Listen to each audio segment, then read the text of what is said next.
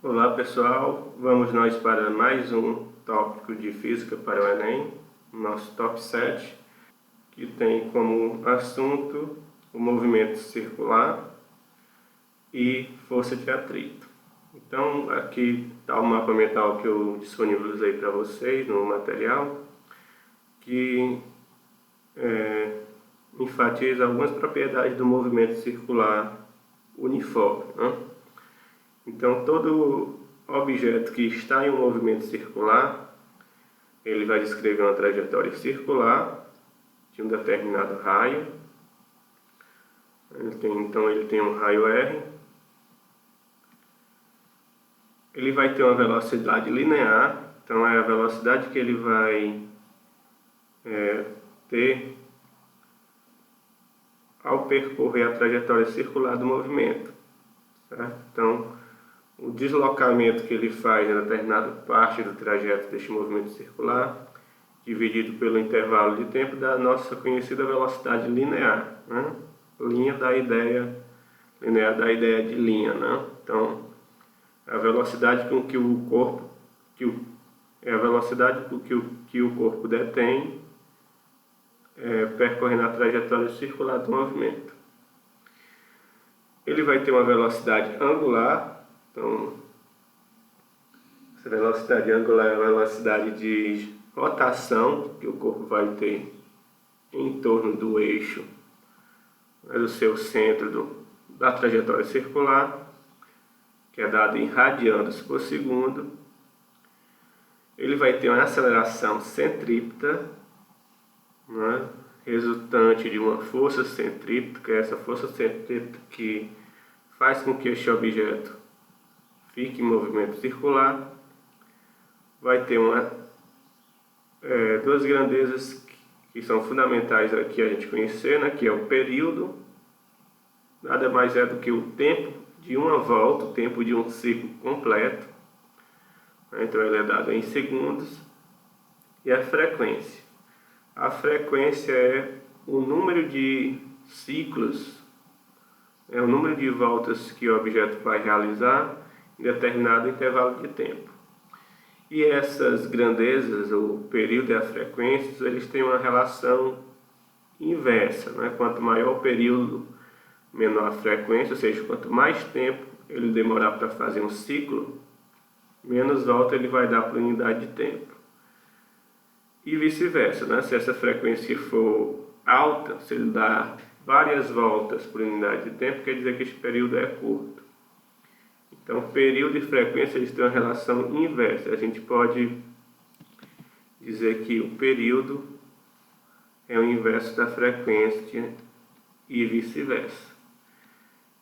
Então, se a questão lhe fornece o período, você pode encontrar a frequência só invertendo o período, e o contrário também é válido, né?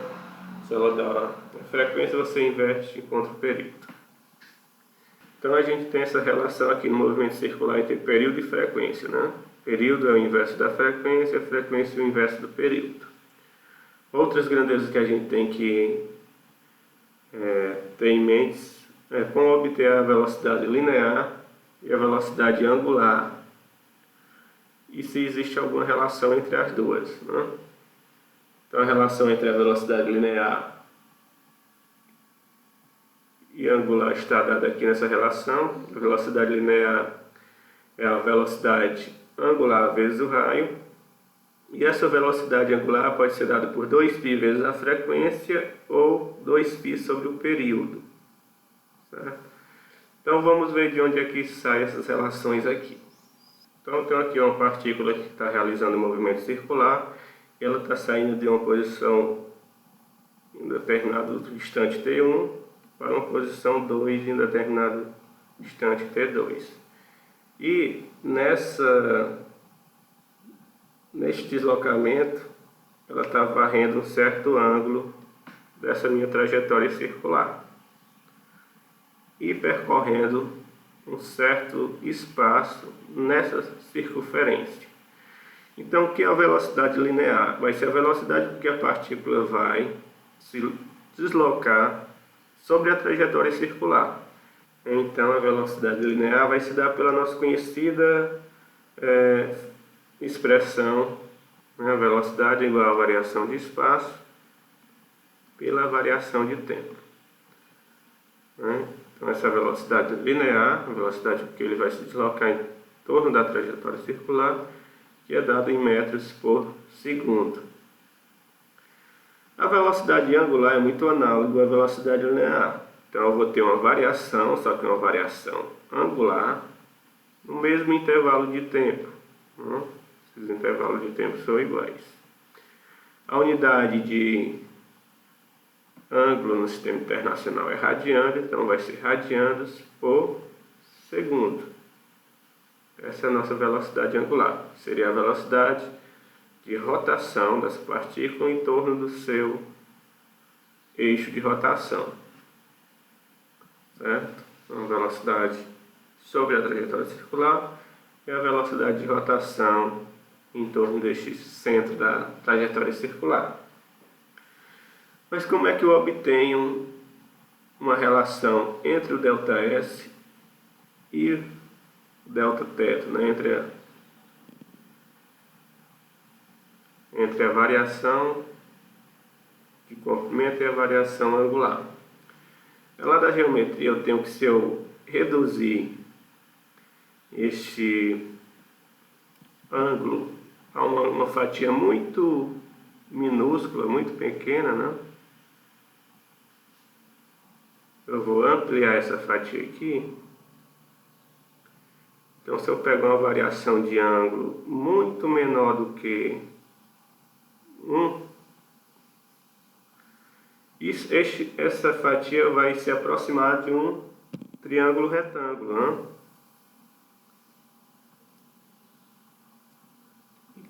Essa distância até o centro é o nosso conhecido raio da trajetória circular. E aqui eu tenho um pequeno ΔS e um pequeno ângulo aqui. Então a gente tem que, quando o ângulo é muito menor do que 1, quando este ângulo é muito menor do que 1, o seno do ângulo é aproximadamente o valor do próprio ângulo, certo? Então o que a gente pode ter aqui? Qual é o seno deste ângulo? Este pequeno ângulo que eu peguei, Δθ. O seno de Δθ vai ser aproximadamente o próprio Δθ, e o seno a gente viu que é o cateto oposto, ΔS, sobre a hipotenusa, que aqui é o nosso raio. Então, meio pelos extremos, este meu ΔS vai ser a variação angular vezes o raio. Pronto. A gente relacionou o deslocamento na circunferência do ΔS com a variação angular. Vamos dividir os dois lados dessa equação por ΔT. Então a gente tem aqui que o meu ΔT, então a gente tem ΔS sobre ΔT igual Δθ sobre ΔT vezes R. Só que quem é o ΔS por ΔT é a nossa velocidade linear. Então a gente pode trocar esse quociente por V. E o Δθ sobre ΔT nada mais é do que a nossa velocidade angular. Então a gente encontra aquela relação entre velocidade linear e velocidade angular.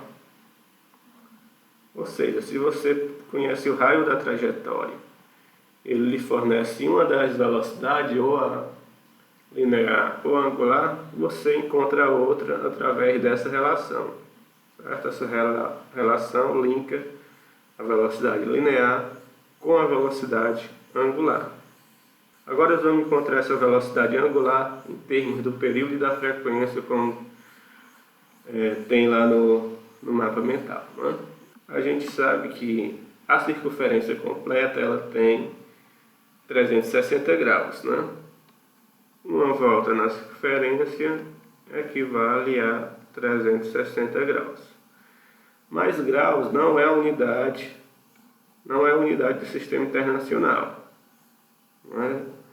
A gente usa radianos. E uma volta equivale a 2π radianos. Então vamos encontrar a velocidade angular durante uma volta. A gente viu que essa velocidade angular é a variação de ângulo sobre o intervalo de tempo. Então essa velocidade angular vai ser uma volta em radianos equivale a 2π, e o intervalo de tempo de uma volta a gente chamou de período, simbolizou pela letra T. Então está aqui aquela primeira relação. A velocidade angular ela pode ser dada por 2π dividido pelo período, ou, como a gente sabe que 1 sobre t é a frequência, a gente pode colocar trocar este 1 sobre t, a gente pode trocar este 1 sobre t pela frequência. Então, outra maneira de encontrar a velocidade angular vai ser 2π vezes a frequência.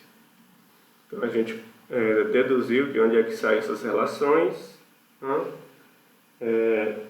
Todo movimento circular também ele tem uma aceleração centrípeta, certo?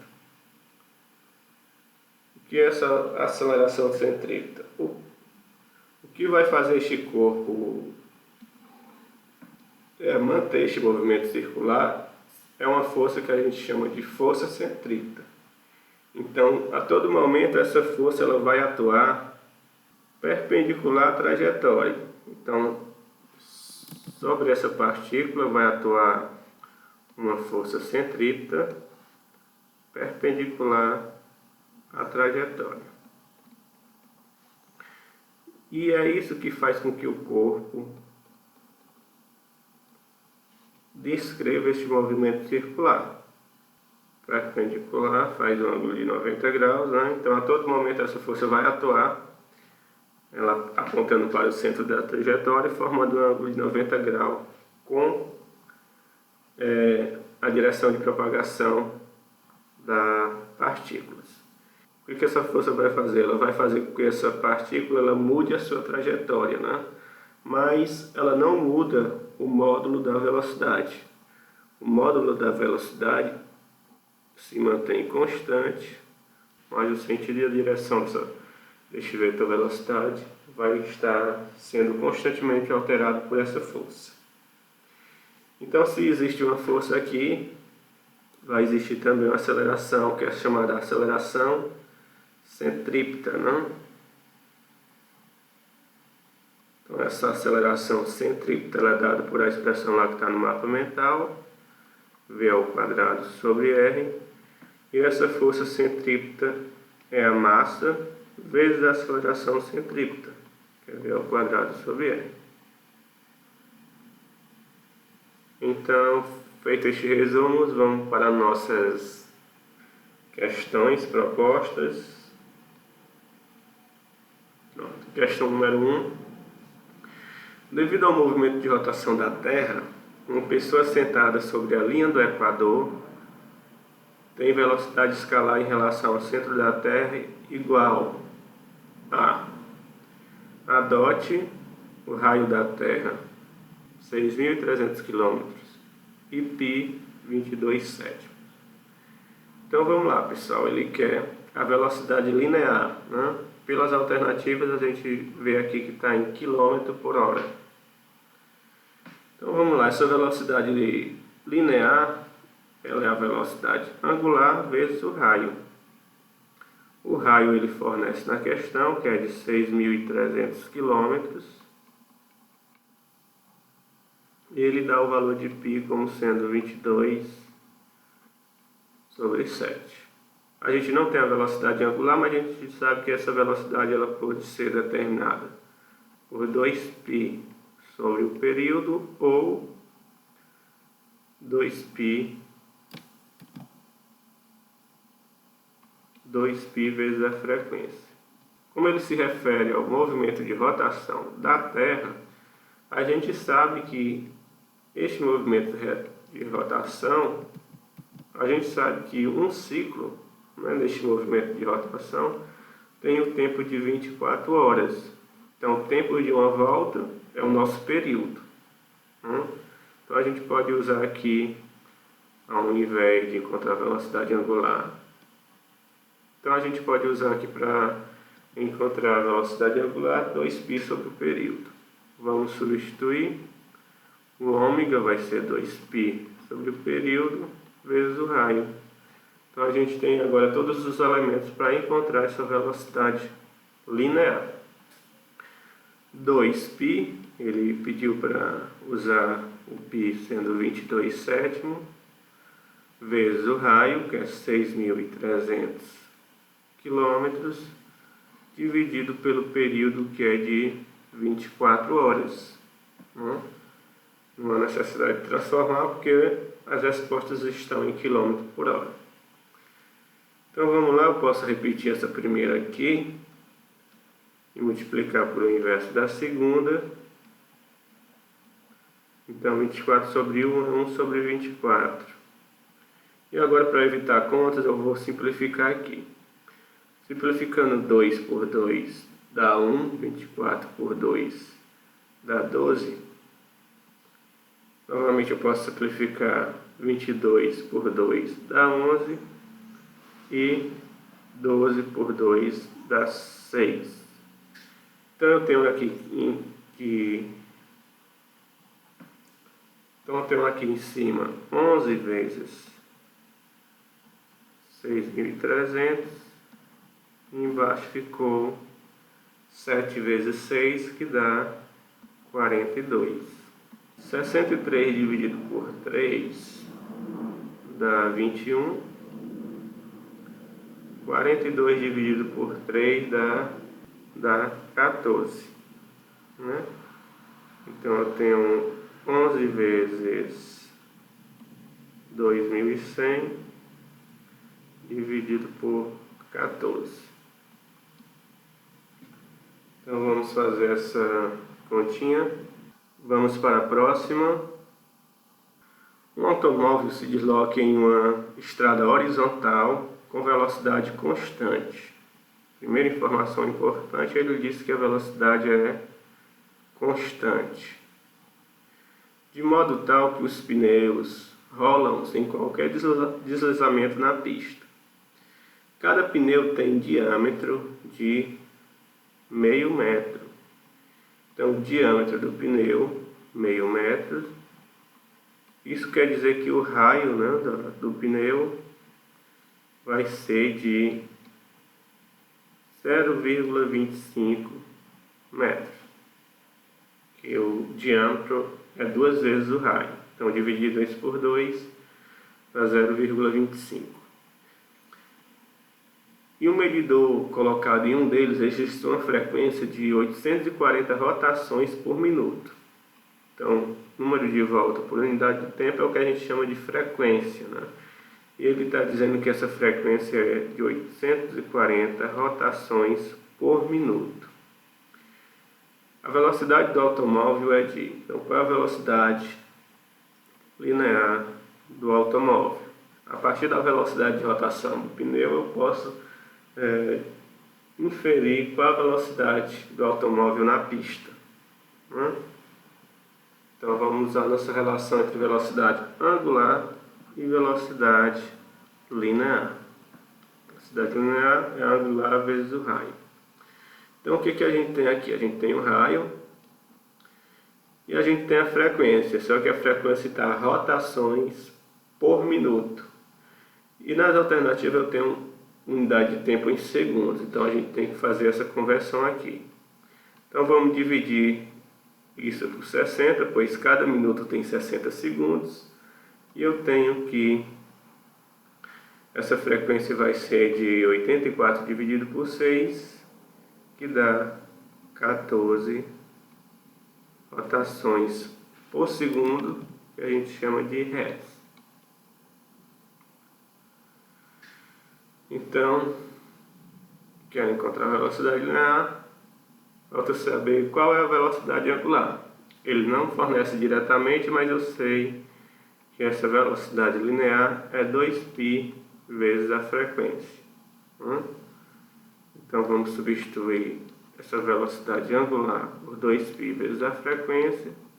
E agora a gente tem todos os dados para encontrar essa velocidade linear. 2π, observe que o π está na alternativa, então não vamos nos preocupar em substituir valor para o π. Certo? A gente leva ele até o final. Frequência 14 Hz e o raio 0,25 metros. Então vamos fazer as continhas. 2 vezes 0,25 dá meio. Meio vezes 14 dá 7. Então isso daqui vai dar 7π metros por segundo. Então essa é a velocidade linear do automóvel na pista. Responde ao nosso item E. Vamos para a próxima. Vamos lá, a questão da UFPR. Um ponto em movimento circular descreve 15 voltas por segundo. Então isso é o que a gente chama de frequência, né? Está em segundos, então é 15 Hz. Número de voltas por unidade de tempo. Em uma circunferência de 8 centímetros de raio, então raio 8 centímetros,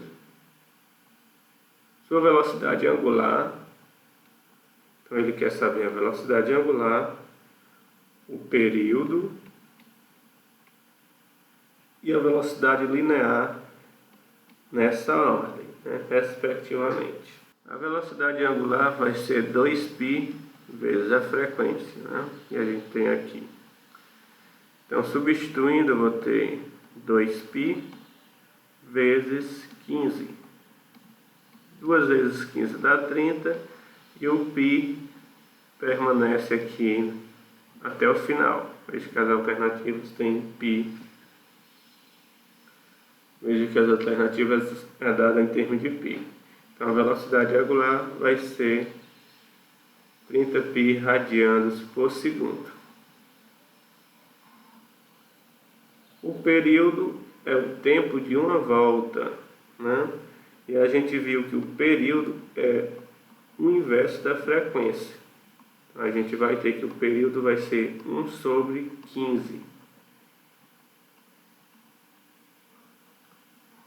E por último, ele quer que a gente encontre a velocidade linear.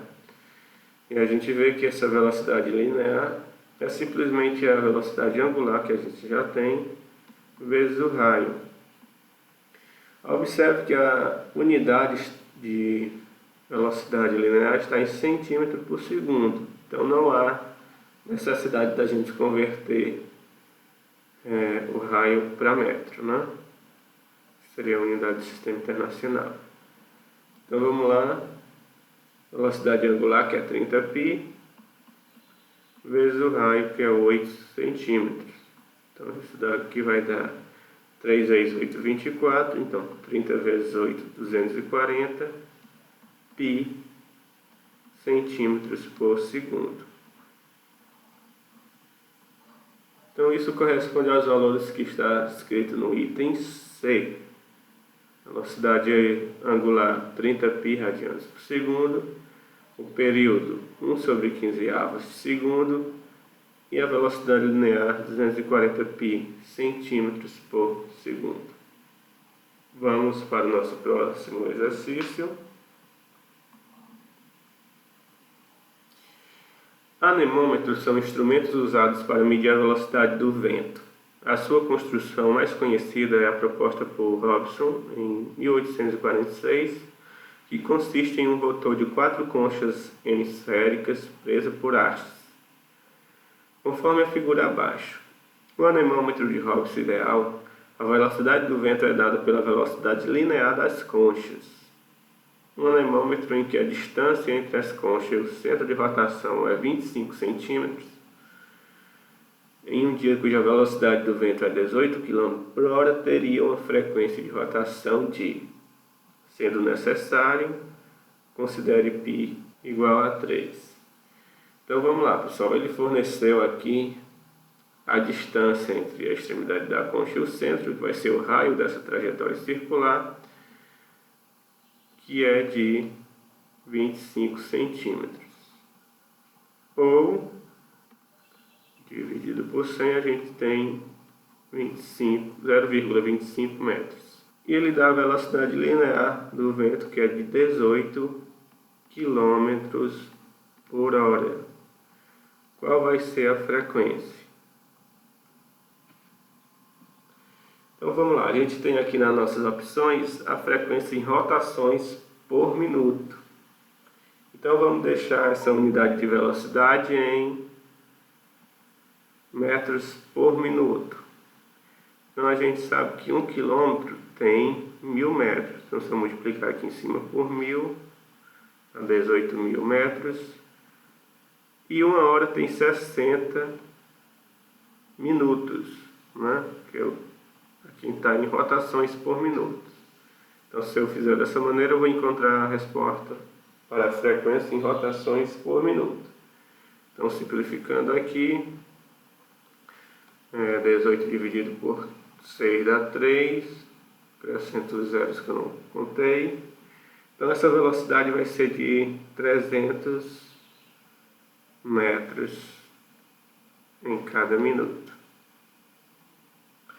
Então vamos lá, velocidade linear é angular vezes o raio. E como a gente tem a frequência, a gente pode encontrar a velocidade angular por 2π vezes a frequência. Substituindo, a gente vai ter essa expressão para a velocidade linear. Agora vamos substituir. Velocidade linear 300, 2π, ele pede para usar o π como sendo 3, a frequência, que é o que eu quero determinar, e o raio, que é de 0,25. Vamos lá, 300, 2 vezes 0,25 dá meio, a metade de 3 é 1,5. Então a minha frequência vai ser, passo 1,5 que está multiplicando, dividindo. Se eu dividir 300 por 1,5 vai dar 200 rotações por minuto. Então aqui o valor da nossa frequência corresponde ao nosso item B. Nossa última questão sobre movimento circular. Questão da UERJ. A distância média entre o Sol e a Terra é de cerca de 150 milhões de quilômetros. Assim, a velocidade média de translação da Terra em relação ao Sol é de aproximadamente de... Então vamos lá, pessoal, ele dá a distância entre a Terra e o Sol, que seria o raio dessa órbita circular, aqui dá 150 milhões de quilômetros. Então 1 milhão é 10 elevado a 6 quilômetros. Ele dá a velocidade média, ele quer saber essa velocidade média de translação da Terra, seja a velocidade linear. Então a gente sabe que a translação da Terra é uma volta completa em torno do Sol. Isso se dá em um tempo de 365 dias. Então o nosso período, o tempo de uma volta, é 365 dias. Mais uma vez vamos olhar para nossas alternativas. Nossas alternativas estão em quilômetros por segundo. Então eu vou deixar a distância em quilômetros, só que o tempo eu tenho que fornecer em segundos. Então eu vou ter 365 dias, em cada dia eu tenho 24 horas e em cada hora eu tenho 3.600 segundos. Então se eu fazendo essa multiplicação, eu vou ter aproximadamente 3,15 vezes 10 elevado a 7 segundos. Então agora a gente pode substituir a nossa relação entre velocidade linear e angular para encontrar essa velocidade linear. Essa velocidade linear vai ser dada pela angular, ele não fornece diretamente, mas eu tenho o período, então é 2π sobre o período vezes o raio. Então, substituindo, eu tenho 2π, sendo que o π é aproximadamente 3,14, vezes o raio, que é de 150 milhões de quilômetros, dividido pelo período, vai ser 3,15 vezes 10 elevado a 7 segundos. Como ele quer um valor aproximado, aqui eu tenho 3,14 e 3,15. Então, posso simplificar aqui, já que eu vou obter um valor aproximado. Então, essa velocidade vai ficar 2 vezes 150, 300.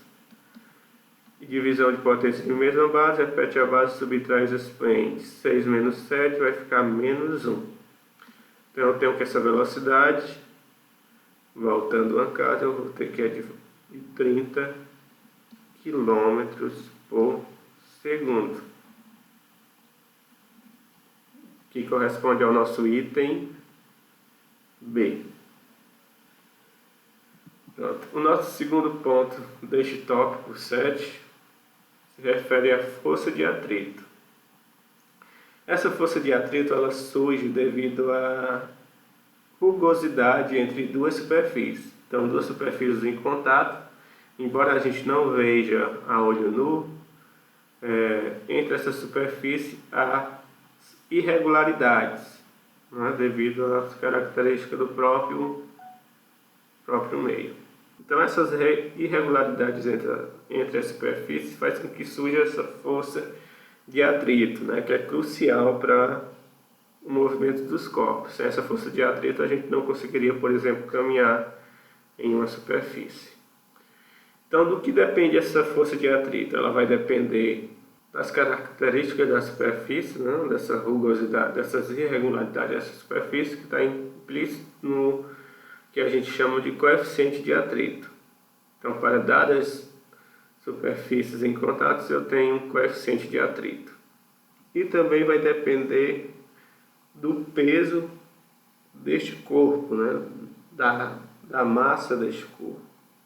Então, quanto mais pesado, maior vai ser essa força de atrito, que pode ser cinética, né, quando o objeto está em movimento na superfície, ou estático, quando o corpo está em repouso sobre a superfície. Então, até a iminência de movimento, né, você está aplicando a força no corpo, mas ele ainda está em repouso, a gente tem a força de atrito estática. A partir do ponto em que o corpo começa a entrar em movimento, eu tenho a força de atrito cinética, né?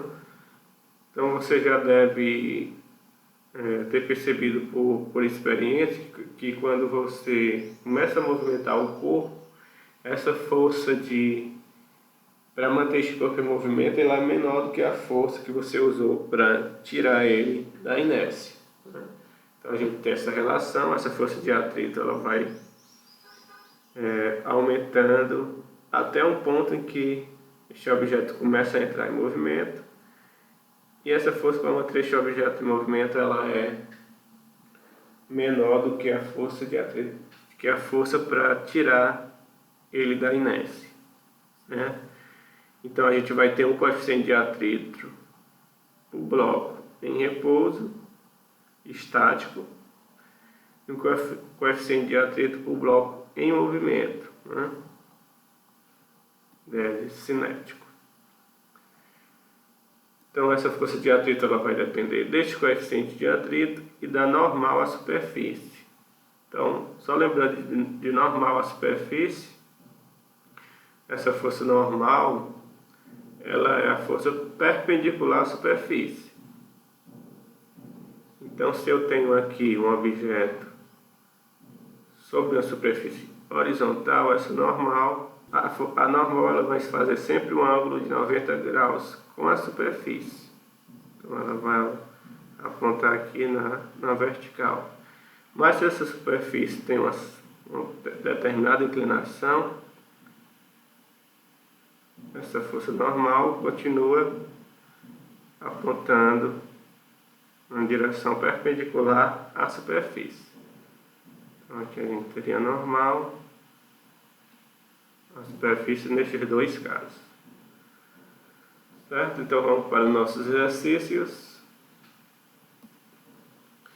O bloco da figura tem massa 5 kg. Então a massa do corpo 5 kg. Move-se com velocidade constante. Então, velocidade constante de 1 metro por segundo. Essa velocidade constante já implica dizer que a aceleração é nula, né? Porque a gente tem que a aceleração é a variação de velocidade no tempo. Então, como não tem variação de velocidade, ela é constante, essa aceleração é zero. Está sob a ação de uma força F, constante horizontal, conforme ilustrado na figura, né? Ele diz, se o coeficiente de atrito entre o bloco e o plano vale 0,2, então, o coeficiente de atrito é 0,2, esse coeficiente é adimensional, né, pessoal? Que aqui, ó, eu tenho a força de atrito, que é dada de Newton, e a normal, que vai também ser dada de Newton, né? Então, cancela-se as unidades, eu tenho uma grandeza adimensional para o coeficiente. Ele diz que a aceleração da gravidade é 10 metros por segundo ao quadrado. Ele quer saber o módulo dessa força F. Então, se este objeto está em movimento, né, eu vou ter uma força de atrito cinética, né? Como ele está se movimentando em direção a essa força, com velocidade de 1 metro por segundo, eu vou ter que essa força está vencendo essa força de atrito, né? Então, vamos ilustrar as forças que estão atuando sobre este corpo. Então, em oposição a este movimento, eu tenho a força de atrito. Vai ser sempre contrária ao movimento. Eu tenho aqui o peso deste corpo e eu tenho a normal a este corpo.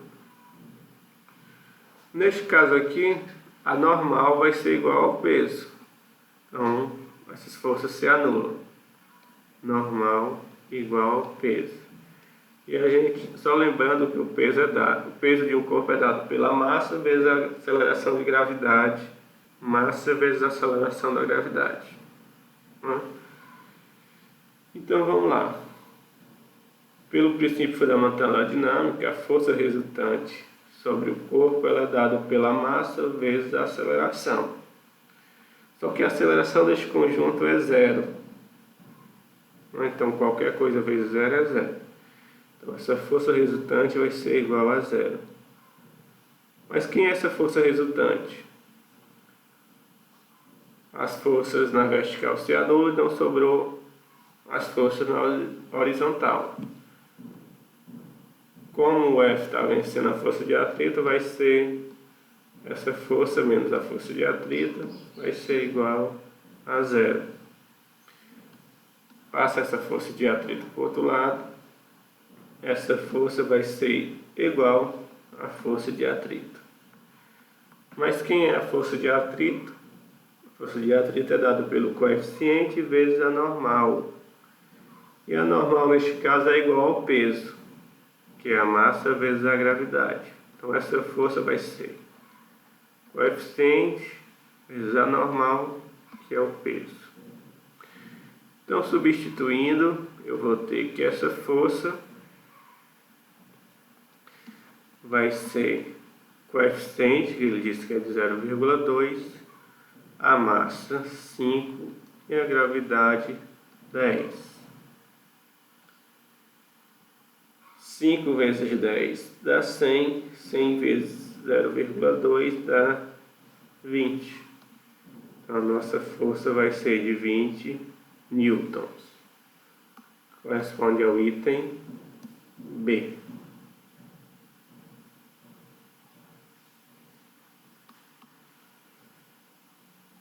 Vamos para a próxima questão. Um bloco de 20 kg, então a massa do bloco 20 kg, é puxado horizontalmente por um barbante. O coeficiente de atrito entre o bloco e o plano horizontal é de 0,25. Adote a gravidade como sendo 10 metros por segundo ao quadrado, sabendo que o bloco tem aceleração igual a 2 metros por segundo ao quadrado. Concluímos que a força de tração no barbante tem intensidade igual a. Então vamos ilustrar aqui. No caso, eu tenho um bloco sendo puxado por uma força F. Essa força F é a mesma força que vai ser aplicada no barbante, né? Ação e reação. Eu aplico uma força F. Essa força vai ter uma reação que a gente chama de tração, que vai ter o mesmo módulo, mesma direção, mas sentido oposto. Então, descobrindo essa força, a gente descobre o valor dessa tração. Então, vai existir aqui uma força de atrito contrária, em sentido contrário ao movimento,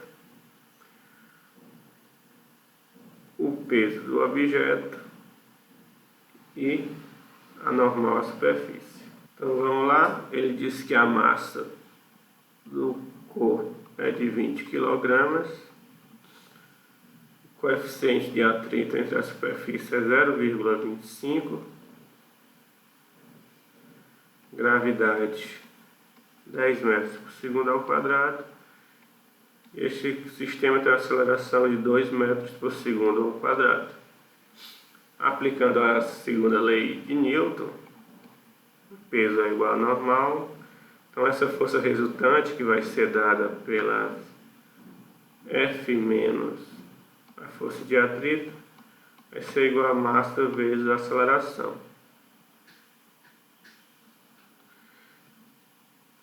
A força é o que a gente quer descobrir. A força de atrito é μ vezes a normal, sendo que a normal é igual ao peso, não?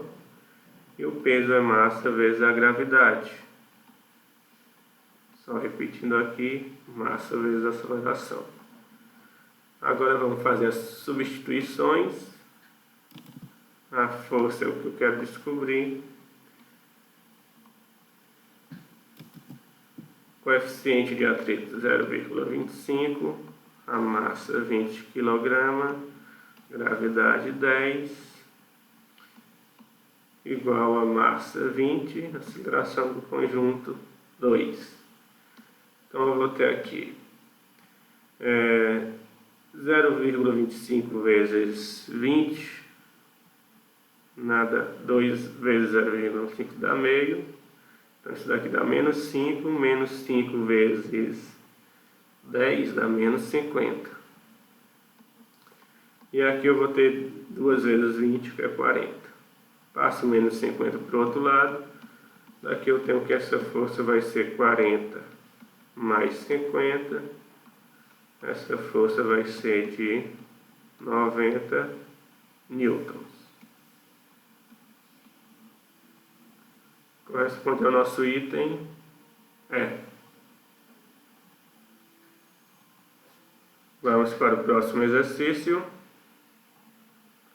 Sobre uma caixa de massa 125 kg, atua uma força horizontal constante F de intensidade 600 N. A caixa encontra-se sobre uma superfície horizontal em um local no qual a aceleração de gravidade é 10 metros por segundo ao quadrado. Para que a aceleração da caixa seja constante, com módulo igual a 2 metros por segundo ao quadrado, e tenha a mesma orientação da força, o coeficiente de atrito cinético entre a superfície e a caixa deve ser de. Então vamos lá, uma questão semelhante à anterior, só que agora ele quer o coeficiente de atrito entre as superfícies. Tenho aqui o bloco de massa 120 kg. Sobre este bloco atua uma força horizontal constante de módulo F, que tem um valor de 600 newtons. A aceleração da gravidade é de 10 metros por segundo ao quadrado, e este bloco vai ter uma aceleração de 2 metros por segundo ao quadrado. Então, quais as forças que vão atuar neste sistema? Então, essa força F, em oposição ao movimento, vai surgir a força de atrito.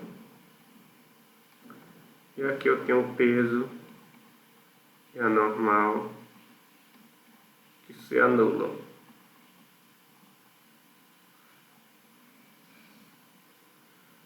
Então, o que me sobra aqui? Força F menos a força de atrito vai ser igual a massa vezes a aceleração. E como a força F é dada por o coeficiente vezes a normal, só que a normal é igual ao peso, que é massa vezes a gravidade.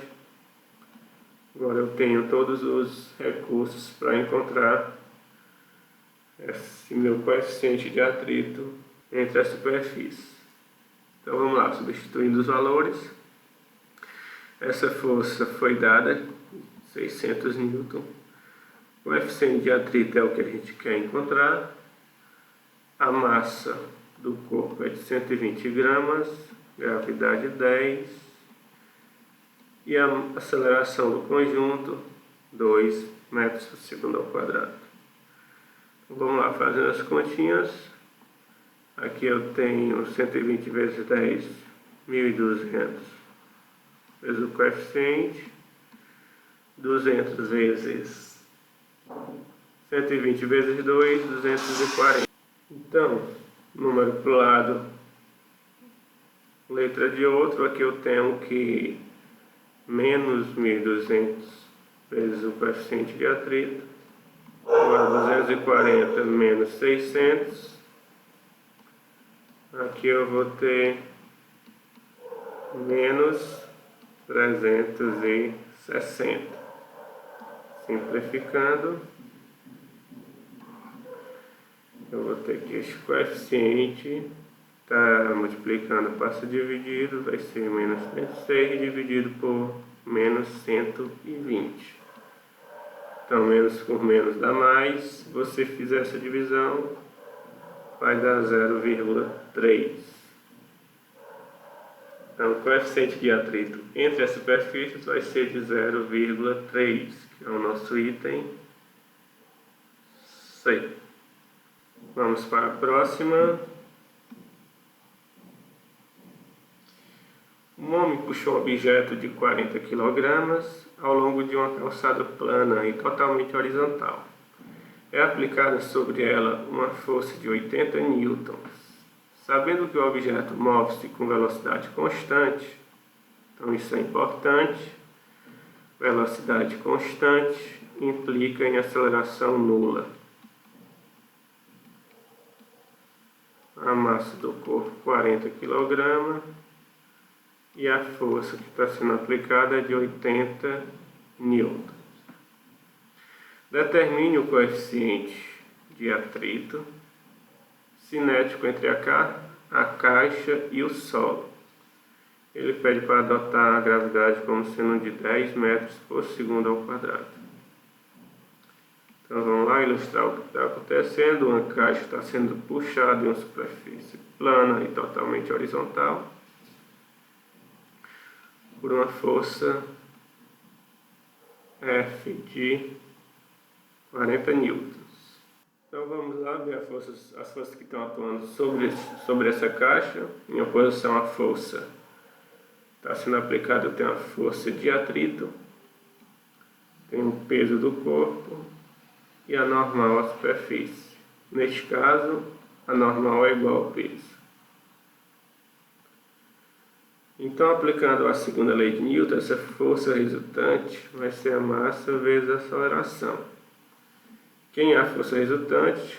A força F está causando o movimento, então ela é maior do que a força de atrito, menos a força de atrito, está em sentido contrário, igual a massa vezes a aceleração. Essa força F, quem é a força de atrito? É o coeficiente de atrito vezes a normal. Só que a normal aqui é igual ao peso, que é a massa vezes a gravidade. Pronto, agora a gente tem todos os recursos para encontrar esse coeficiente. A força foi fornecida, que é de 80 N. O coeficiente a gente quer saber. A massa é de 40. Gravidade adota-se 10 metros por segundo ao quadrado. Massa vezes aceleração, que é 0.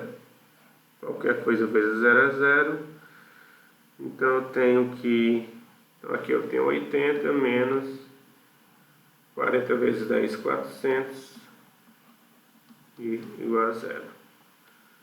Passando 80 para o outro lado, eu tenho menos 400, igual a menos 80, que está multiplicando, eu passo dividindo. Então esse μ vai ser menos 80 dividido por menos 400, menos com menos dá mais, 8 dividido por 40 dá 0,2. Então aqui o nosso coeficiente de atrito, 0,2, que é o nosso item B.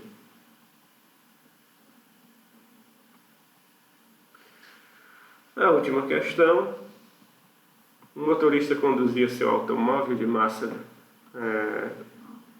2.000 kg e trafegava em linha reta com velocidade de 72 km por hora. Quando avistou uma carreta atravessando na pista, transcorreu 1 segundo entre o momento em que o motorista avistou a carreta e o momento que acionou o sistema de freios para iniciar a frenagem com desaceleração de 10 metros por segundo. Antes de o automóvel iniciar as freagens, podemos afirmar que a intensidade da resultante das forças horizontais que atuavam sobre ele era. Então observe, pessoal, que ele quer antes do freio ser acionado. Então a maioria dos dados que ele forneceu aqui não vai ser necessário.